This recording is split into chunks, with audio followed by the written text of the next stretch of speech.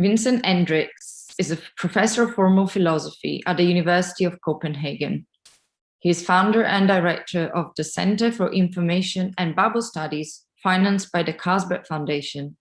He was awarded the Elite Research Prize by the Danish Ministry of Science, Technology and Innovation, and the Roskilde Festival Elite Research Prize, both in 2008. He was editor-in-chief of Synthese, an international journal for epistemology, methodology, and philosophy of science between 2005 and 2015.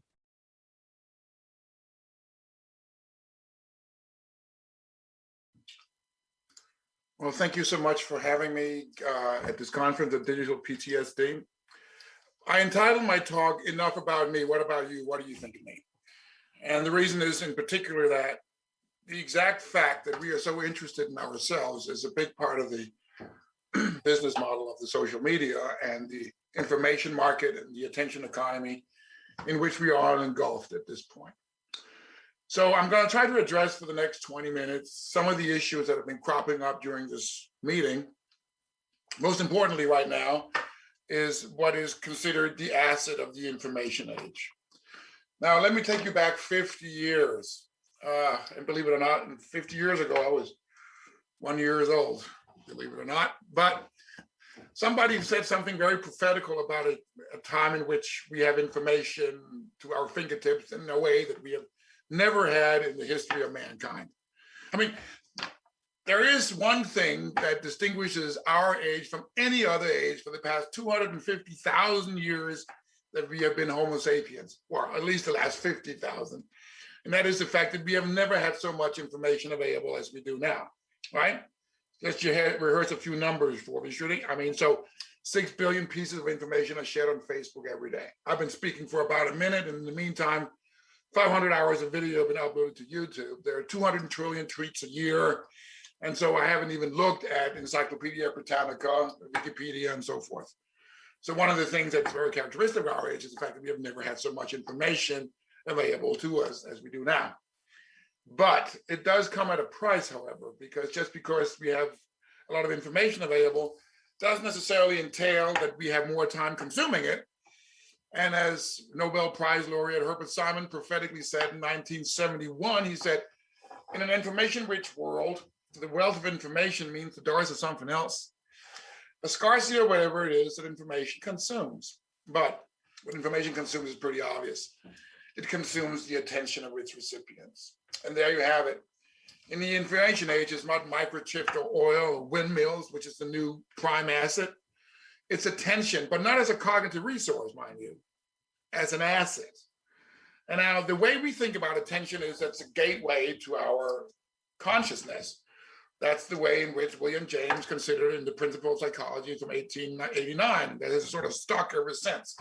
But today, it is not only a gateway to our consciousness, it's also monetarily worth something, grabbing our attention or competing for eyeballs, as it was said when we received TV.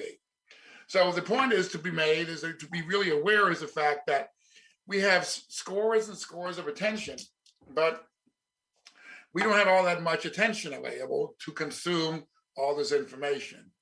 And so if you look at it from a market perspective, you have an information market in which there's a huge amount of supply, but there is limited demand insofar as to say that our attention is very limited resource. So one should think that once we have a lot of a limited resource, it becomes worth a lot. Yes, indeed. And that is the basic business model of the social media and a lot of the big tech companies. They are very well aware that attention is worth a lot in a market for which there is a lot of information. So we pay a price, although we don't pay for our social media profiles. It doesn't mean they come for cheaps. We just pay in a different currency. And the currency in which we are paying is our attention. Now, once we become aware of this, a couple of things materialize. Now, since the entire point is that we don't pay for our social media profiles, we tend to believe that it comes for free. But there is no free lunch online. There's no free lunch. Even in the information market, there's no free lunch. Again, we pay at a different currency. And the business model of many of the big tech companies and social media platforms is pretty much the same. You get the users to generate some information that other users will use their precious attention on. Then you take that attention and you harvest the data, you curate it, analyze it, pack it, and then you package it, and then you sell it to ones who are really paying for the show, namely the advertisers. So in the information market, the real customers are not the users. The real customers are the advertisers, and that would make the users the products. It's our attention and our data. That is what is really worth anything in the information age. So of course, then you can speculate as to what sort of information people are willing to spend their precious attention on.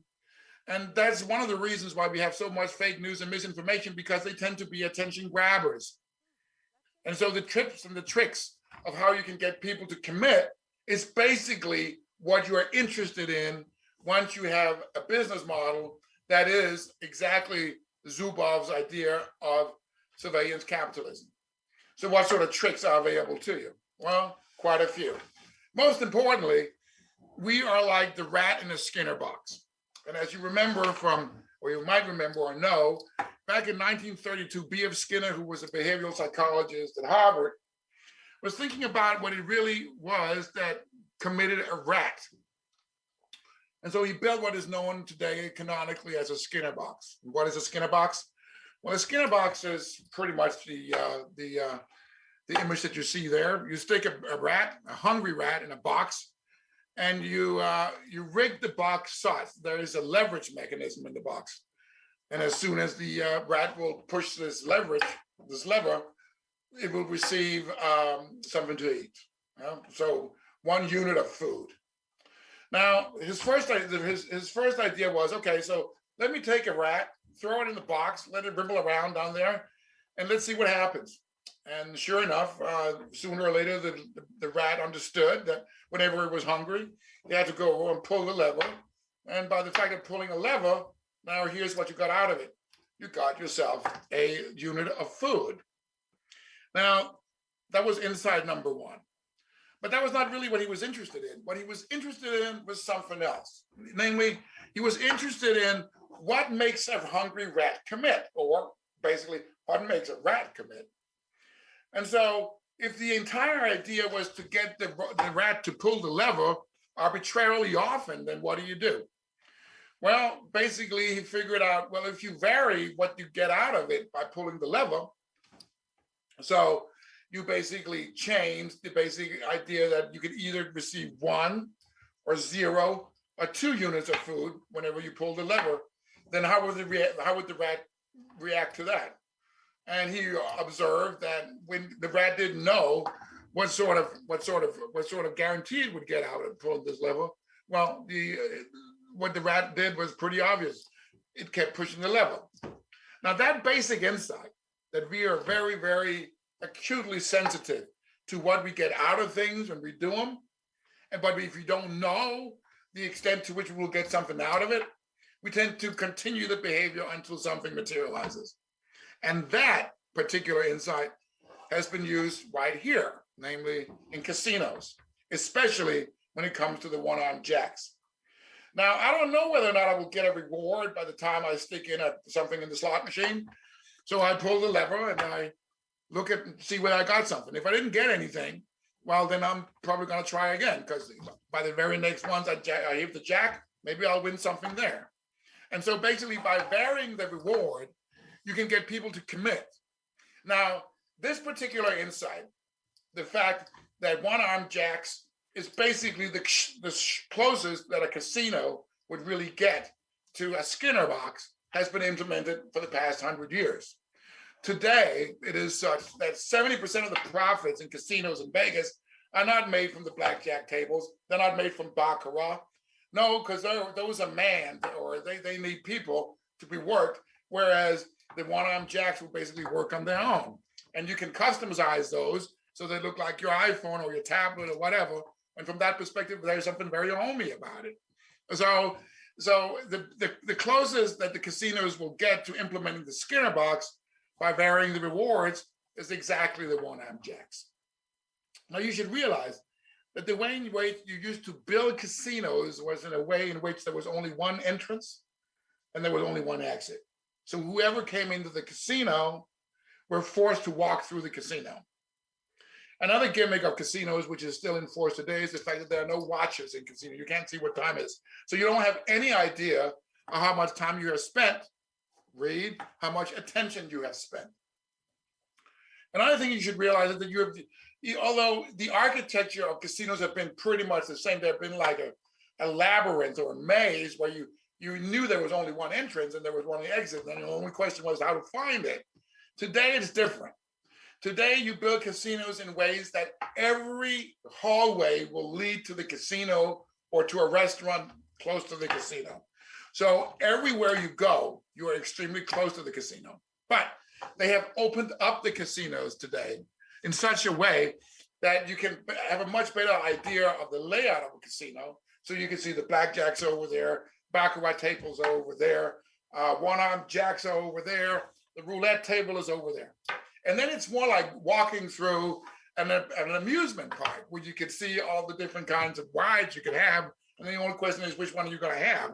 So you get an idea, well, I want to go over there and try the roulette. And then I want to try the blackjack tables. And then I'm like, the entire idea being that it seems as if that you have some governance over what you're really wanting to do.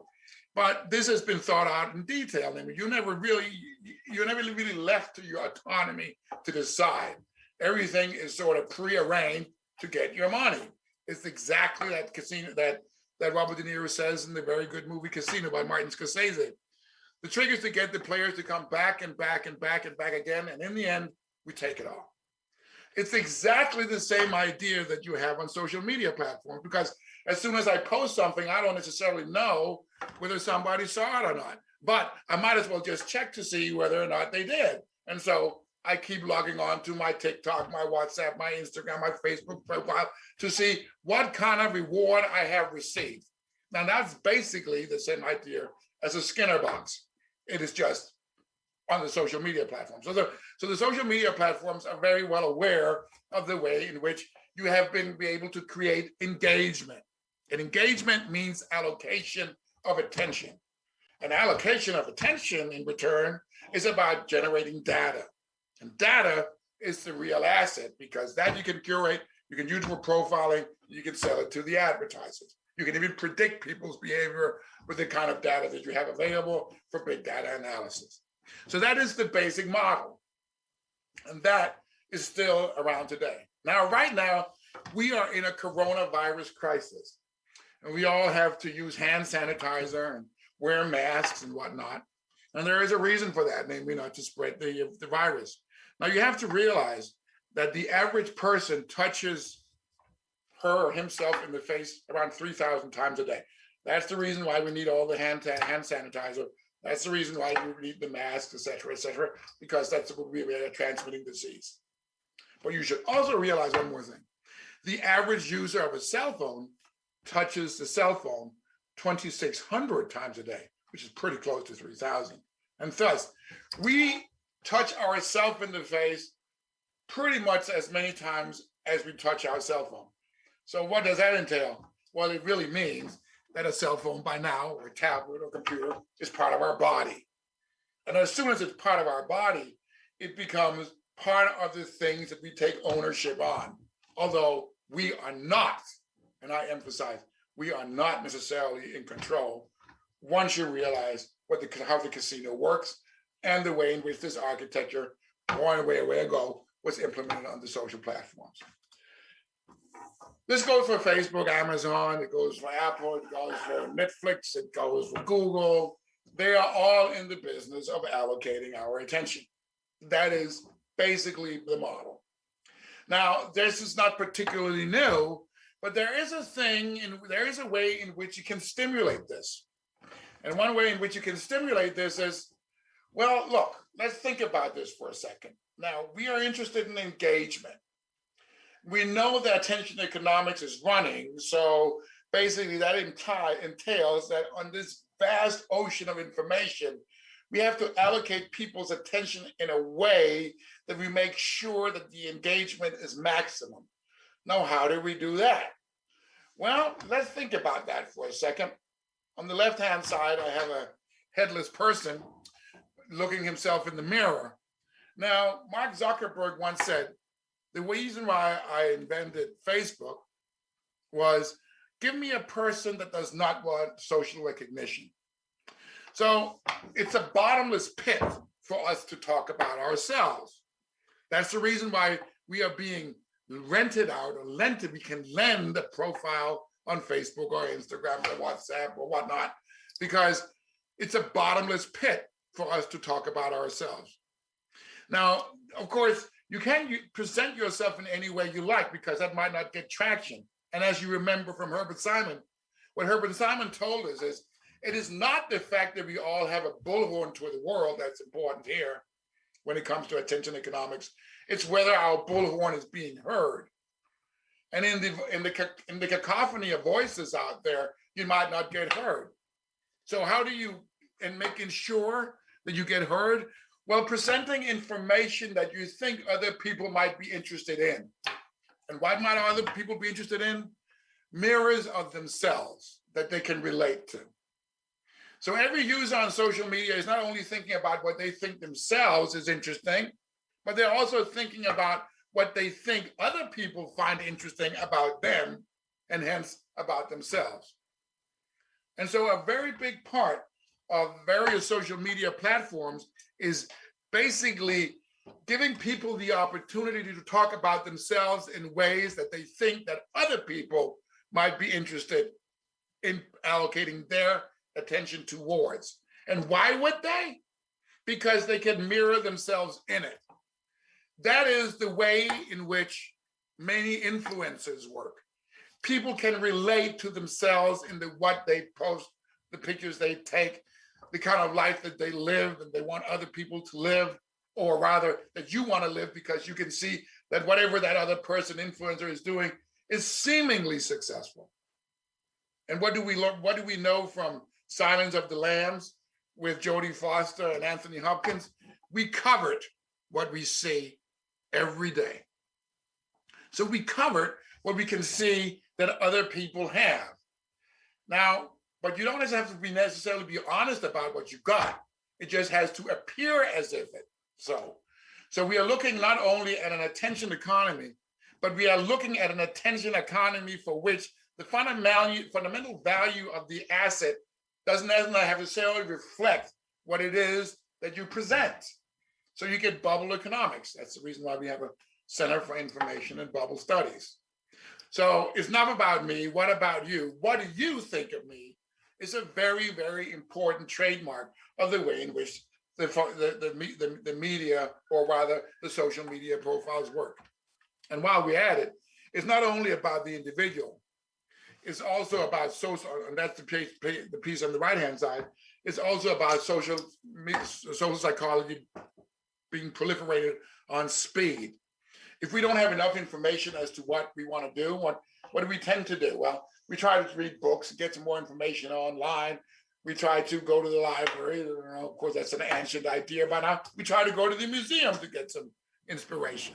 And if you can't do that, if you can't get that, what do?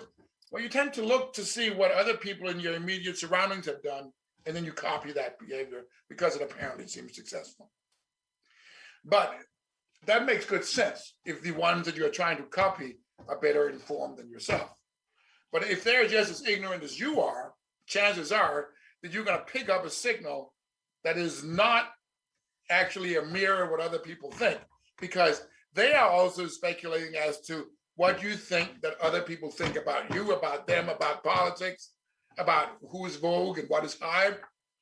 And so you can end up in pluralistic ignorance. So you believe something yourself, but you wrongfully believe that other people believe something different. But because you believe that other people believe something different, you ever so often tend to mirror what people are doing. So you do the same as other people are doing, although you don't privately really don't like it.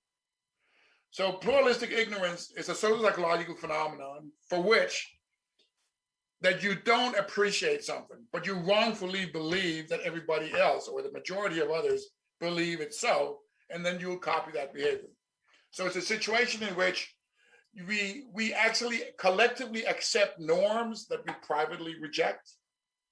Now, this is very common of risk behavior. If you look, we did some studies about young people's understanding or attitude towards cyberbullying. And what became clear is that cyberbullying from that perspective is sort of a risk behavior.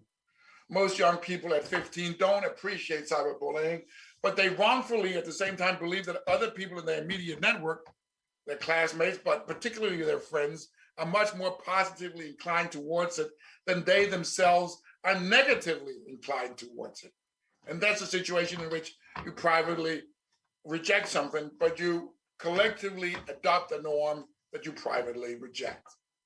So between attention and economics gone haywire and the fact that social psychology has been put on speed, that leaves us as users as collateral damage.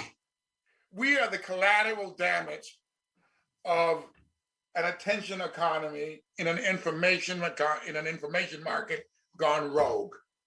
And that is, in a certain sense, also the message of Zubov's surveillance capitalism. But here it's broken down into attention economics and social psychology and our willingness or our eager to mirror what apparently seems successful. But what apparently seems successful is a piece of information, and that piece of information can be manipulated. Now, so we have a situation in which attention originally was considered a cognitive resource. It was something that we used to get, or was used by us to get into our consciousness. That is still so, but it is also true in the information age that attention is not only a cognitive resource now, it is actually capital. But it's capital that's being taken from us as humans, which in turn means that we are the collateral damage of the way in which surveillance capitalism actually works. So that's basically the nuts and bolts of an attention economy, where we are originally or supposed to be the customers, but we're really the products. And in a way in which, although we being the products, we can't necessarily exercise the autonomy that we think characterizes us as Homo sapiens.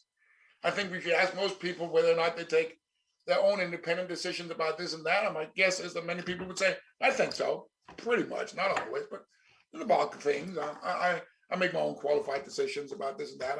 I formulate my own points of view. I get my own arguments.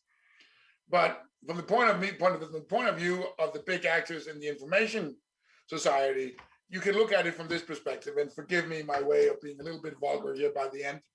Namely, that from the point of view of the social media platform harvesting our attention and our data, we are really, information-born prostitutes who are working from some really, really big pimps.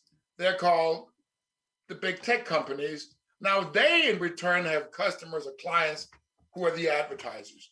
So basically, we are the pros, they are the pimps, and the customers or clients, they're really the advertisers. Now, I've been writing about both of these things, both these social media.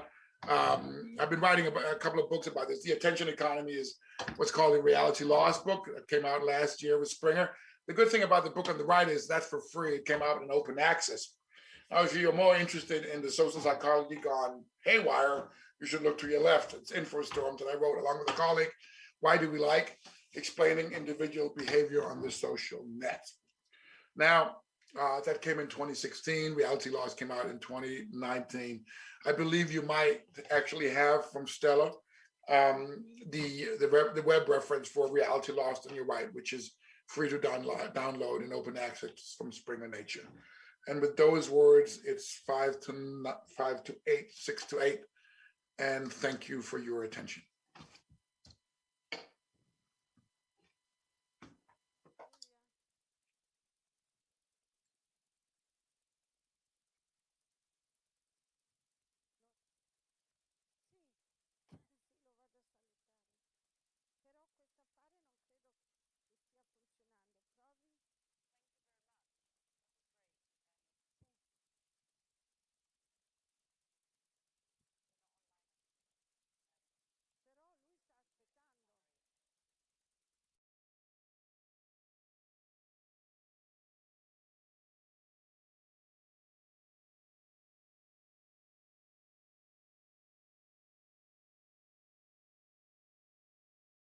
Vincent Hendricks presented a talk, Enough of Me, What About You? What Do You Think of Me? In this presentation, he explained how the prime asset in the information economy is not microchips or oil, it's attention. It is a cognitive resource to humans, but to the information market governed by an attention economy, it is the asset, potentially making us collateral damage. Every user of social media is not a client but a product, an information product, taking and receiving attention as a function of the information emitted and circulated. As a user, one may speculate as to what sort of information people are willing to spend their precious attention on and produce, in line with the business principle, enough of me, what about you, what do you think of me? If one adds to that the way in which users influence each other, before one knows it, we ourselves have become the collateral damage of the attention economy in the information market.